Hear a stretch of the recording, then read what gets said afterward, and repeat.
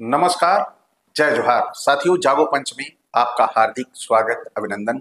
साथियों, जागो पंच आपको एक बड़ा ही मजेदार वीडियो बनाकर इस समय दे रहा है, जो यादव जाति यानी अहीरों की जाति के ऊपर है।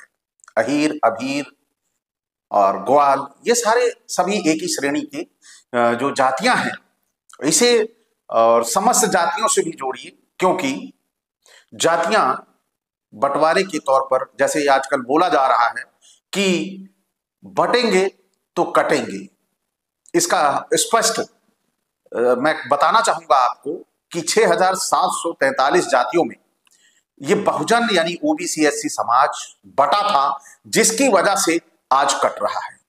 तो बटेंगे तो कटेंगे कहने वाले लोग क्या आज इन जातियों को, जो जातियां अपने से इनको छोटा मानती हैं, क्या वो बटे ना, इसलिए क्या वो रोटी बेटी का रिश्ता करेंगे? नहीं करेंगे। क्यों?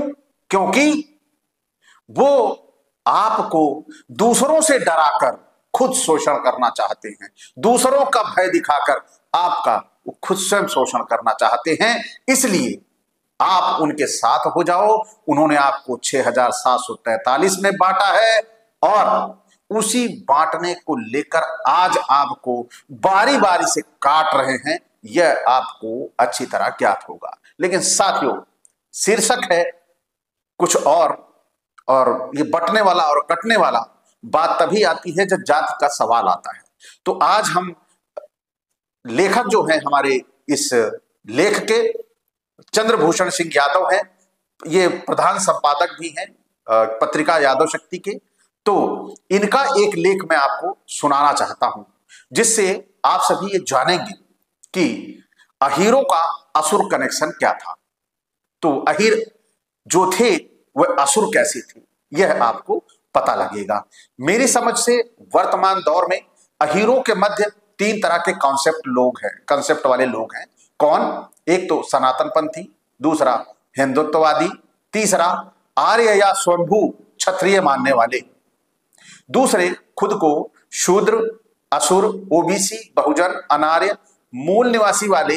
इस कॉन्सेप्ट पर चर्चा को आगे बढ़ाने हेतु कुछ तथ्य रख रहे हैं, क्योंकि मध्य प्रदेश में 2 एससी समाज के मासूम बच्चों को सड़क पर शौच करने के कारण 2 अहीरों ने लाठियों से पीट पीट कर मार डाला है। और उनमें से एक ने पुलिस को अपने अजीबोगरीब बयान में कहा है कि भगवान का आदेश हुआ कि राक्षसों का सर्वनाश कर दो।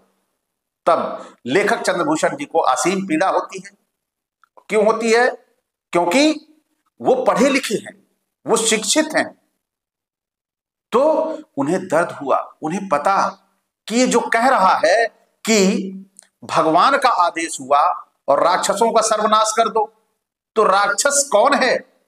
जो वहां भगवान का नाम लेके मार रहा है, वही पीछे ग्रंथों में लिखा गया है कि वो राक्षस है, असुर है। तो ये पीड़ा जो इस लेख का जो उद्गार चंद्रभूषण जी के हृदय में हुआ, वह उद्गार आप सभी सुने, क्योंकि बड़ा ही महत्वपूर्ण है।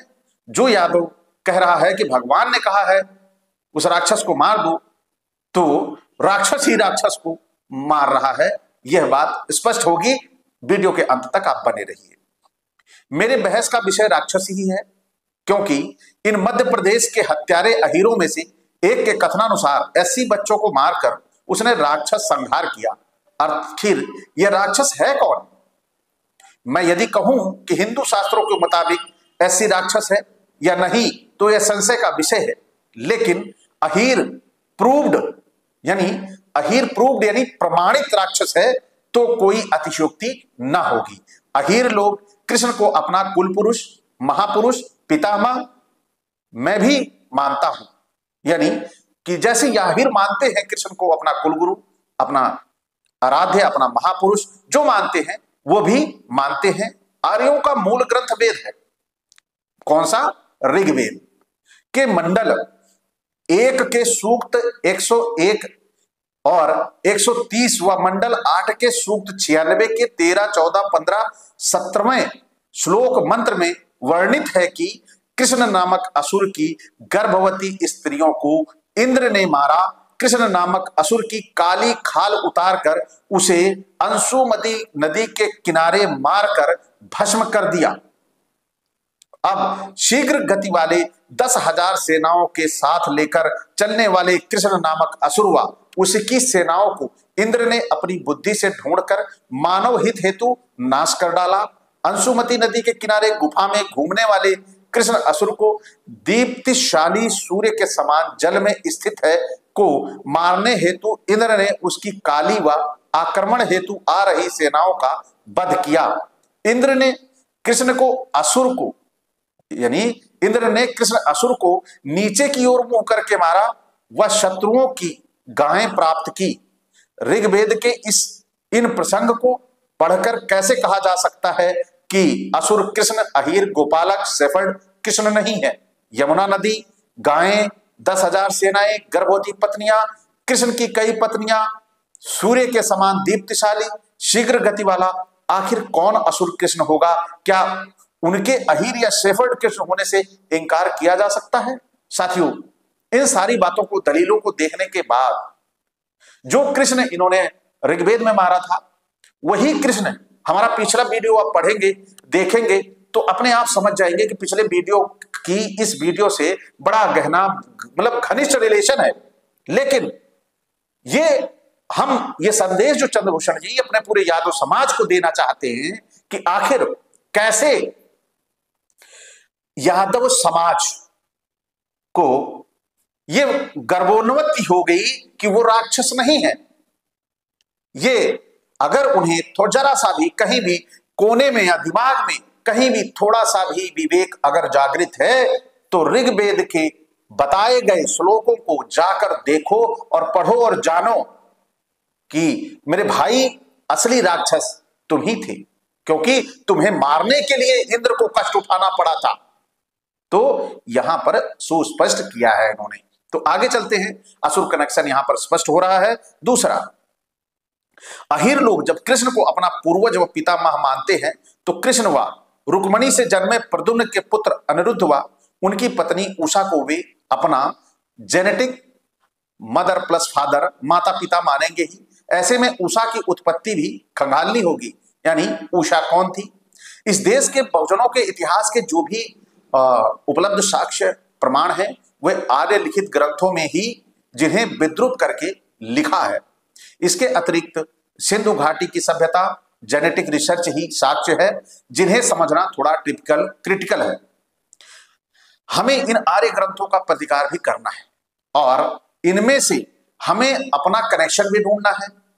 इसी कनेक्शन को तलाशते हुए हम पाते हैं कि यदि कृष्ण अहीर थे तो उनके पोते अनिरुद्ध की पत्नी उषा के पिता बाणासुर राक्षस राज थे, जो असुर राजा बलि के पुत्र थे, जिन्हें विष्णु ने वामन अवतार धारण कर मारा था। तो यहां पर आप अनिरुद्ध की जो पत्नी थी उषा, वह कौन थी? बाणासुर जो थे वह उनकी पुत्री थी। तो आपका यहां पर वह कनेक्शन मिल जा रहा है, असुर कनेक्शन। असुरों की शादी असुरों में ही तो होगी। अब यहां पर अगर यह होता कि अनिरुद्ध की शादी फला ब्राह्मण की बेटी के साथ हुई थी, तब तो स्पष्ट हो जाता है कि नहीं, वो अवतारिक हो सकते हैं। लेकिन यहां पर जिस कृष्ण को मारा गया था वहां पर उसके ही जो जन्मे प्रद्युम्न है, उनकी शादी राक्षस बेटी के साथ हो रही है। तो आगे, बलि के पिता विरोचन, विरोचन के पिता प्रहलाद, प्रहलाद के पिता हिरण्यकश्यप थे, ये आप सभी को ज्ञात है, जिनका वध विष्णु ने नरसिंह अवतार लेके किया था। हिरण्यकश्यप के पिता असुरराज दीति थे। इस प्रकार बाणासुर, बलि व हिरण्यकश्यप उषा के पिता, दादा व परदादा हुए। जिस हिसाब से ये कृष्ण के समधी हुए और सभी अहीर उषा की कोख से जन्मे उनके पुत्र, अब फिर प्रश्न वही खड़ा है कि अहीर क्या राक्षस नहीं है? अहीर असुर नहीं है? तब क्या स्पष्ट होता है, ये आप सब आकलन करिए। महिषासुर व दुर्गा का प्रसंग भी यहां मौजूद है। मैसूर शहर में आज भी महिषासुर की विशाल मूर्ति स्थित है। मैसूर राज्य अहीरों का राज्य रहा है।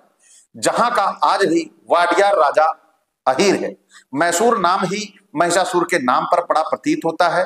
महिषासुर की कदकाठी, रंग रूप, शरीर, मूछ, पेशा, व्यवसाय, भैंस का साथी बनाए जाने आदि से हम समझ सकते हैं कि यह प्रसंग भी आर्य अनार्य अर्थात देव दानव सुर असुर कनेक्शन को इंगित करता है और सिम्टम बताते हैं कि यह महिषासुर भी कोई भैंस पालक, प्रजापालक अहीर राजा ही रहा होगा, जिसे आमने सामने के युद्ध में परास्त न कर पाने की दशा में छल से मारा गया होगा।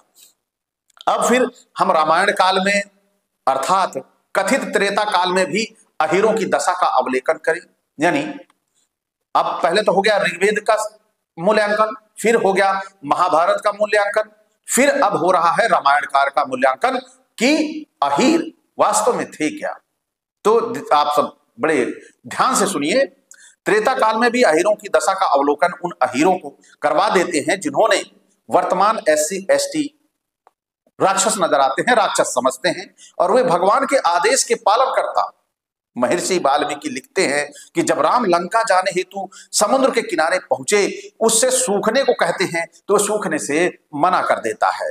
तो राम अपने धनुष पर बाण चढ़ा उसे सुखाने को उद्यत हो जाते हैं। फिर समुद्र प्रकट हो जाता है और कहता है, हे राम, तुम्हारे पास नल नील इंजीनियर है, उनसे सेतु बांध उस पार चले जाओ। ऐसा करने से तुम मुझे पार भी कर लोगे और मेरा प्रवाह भी नहीं रुकेगा। राम समुद्र की बात सुन सेतु बनाने की बात मान जाते हैं, लेकिन धनुष पर चढ़े बाण को कहीं ना कहीं चलाने की बात तो पूछते हैं कि तुम ही बताओ इसे चलाएं कहां।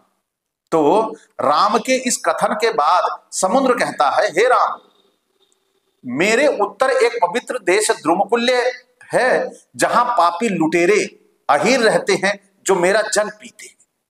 उनके स्पर्श से मुझे बड़ी पीड़ा होती है और आप अपने बाण को उन्हीं पापी अहीरों पर छोड़ दें। राम ने अपने उस बाण को समुद्र के कहे कथनानुसार अहीरों के राज्य द्रुकुल पर छोड़ दिया। उससे वह पूरा का पूरा राज्य मरुस्थल में परिवर्तित हो गया। वहां के सारे अहीर यादव मारे गए। तुलसीदास भी इसे रामचरितमानस में कुछ इस तरह लिखते हैं, अभीर यवन किरात खल अति अधरुपजे, यानी पूरा नहीं लिख रहे, अर्थात अहीर मुसलमान आदि अधम नीच है। इसे ही व्यास स्मृति में कुछ यूं लिखा गया है कि वृद्धको नापितो गोपा अशपा कर वीक्षणम, यानी बढ़ई नाई अहीर आदि नीच है। इन्हें देख लेने के बाद स्नान कर सूर्य का दर्शन करने से ही पवित्र होता है।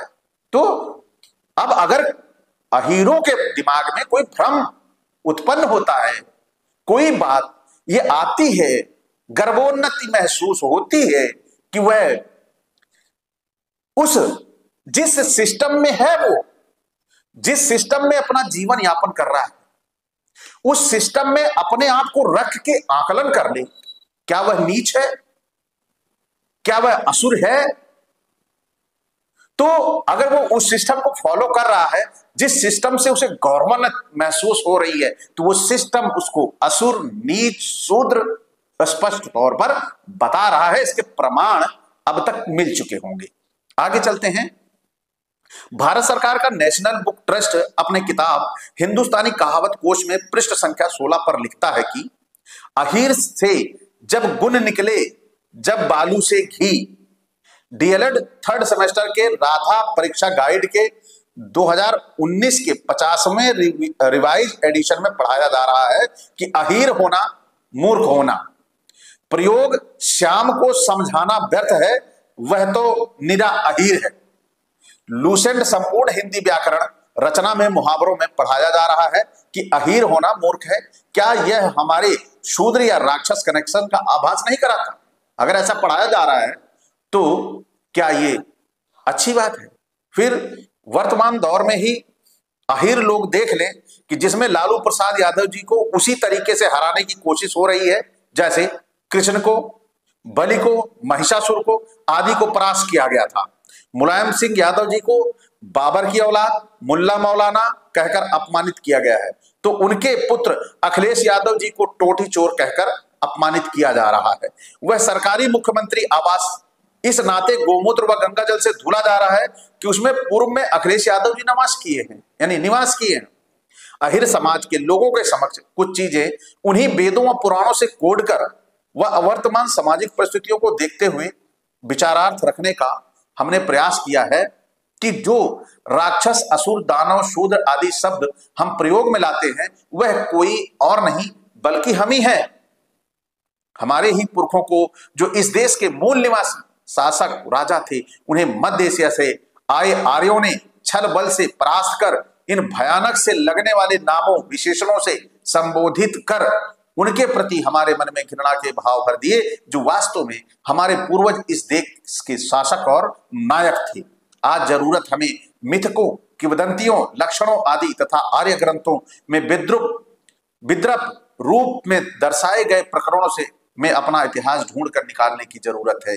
हमें जरूरत अपने मूल पूर्वजों को जानने की है, जिन्हें राक्षस, असुर, दानव के हमसे ही उन्हें दुष्ट करवाया है, और खास तौर पर उन अहीर लोगों को या उन पिछड़ों को जो क्षत्रिय बनने की लालसा पाले हुए हैं और SC ST को शूद्र राक्षस समझ रहे हैं, उन्हें अपना इतिहास जानना होगा। SC ST ही नहीं वरन ये सभी 85% लोग जो OBC या हिंदू से कन्वर्टेड सिख, ईसाई, बौद्धिस्ट, मुसलमान, जैन आदि सभी के सभी राक्षस, असुर, दानव, मूल निवासी बहुजन ही हैं, चंद्रभूषण सिंह यादव। तो साथियों, आप सभी ने ये यादवों का असुर कनेक्शन जो सुना, अब आपको इसके जरिए प्रतीत होने लगेगा कि वास्तव में ये कनेक्शन बड़ा ही प्रामाणिक है। तो आप सभी को लगता है कि ये वीडियो में लेखक ने जो लेख में लेखक ने कुछ गलत लिखा है, तो आप तुरंत बताए गए रेफरेंस को तत्काल सर्च करिए और आप भी वो प्रमाण लेके बैठिए, क्योंकि जब आप पढ़ेंगे तो जानेंगे, और जो जानेंगे तो मानेंगे, और जब मान लेंगे ना तो आपको समझ में आ जाएगा कि वास्तव में हमारे समाज का असली शुभ चिंतक या दुख चिंतक कौन है। तो साथियों, आज का ये वीडियो आपको कैसा लगा? अच्छा लगा हो तो लाइक करें। साथ ही जो नए साथी देख रहे हैं वो चैनल को सब्सक्राइब करना ना भूलें। साथ ही बेल आइकन की घंटी भी दबा लें, जिससे हमारे वीडियो का नोटिफिकेशन आपको त्वरित गति से मिल जाए। इसी के साथ आपसे मैं विदा। नमस्कार, जय जोहार।